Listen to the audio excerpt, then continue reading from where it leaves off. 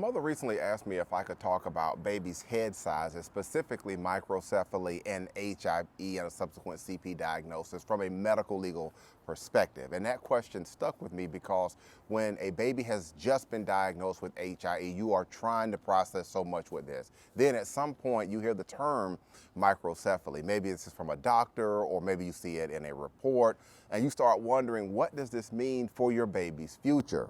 Microcephaly in its basic sense means that a baby's head is smaller than expected for their age and sex. And in the context of HIE, it's something that can raise important questions when and how your baby's brain injury occurred. Now, there are two types of microcephaly that we're going to talk about today, and the first one is primary microcephaly, and this happens early in pregnancy, and it's often due to genetics or other types of environmental factors. With primary microcephaly, the brain doesn't develop properly from the start of things.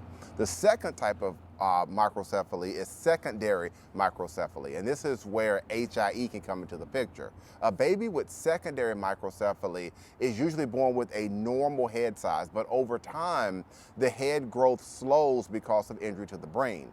This can happen when HIE leads to significant damage affecting the brain and how it develops after birth. So if a baby is born with a normal head circumference but later develops microcephaly, that can be a significant sign that something may have happened closer to delivery. And this is why head size at birth, why that matters and why birth injury lawyers will look at that carefully. If a baby's head was measuring normally throughout pregnancy and then at birth and later it falls behind in growth, that raises questions. Was there a problem with oxygen and blood flow during labor?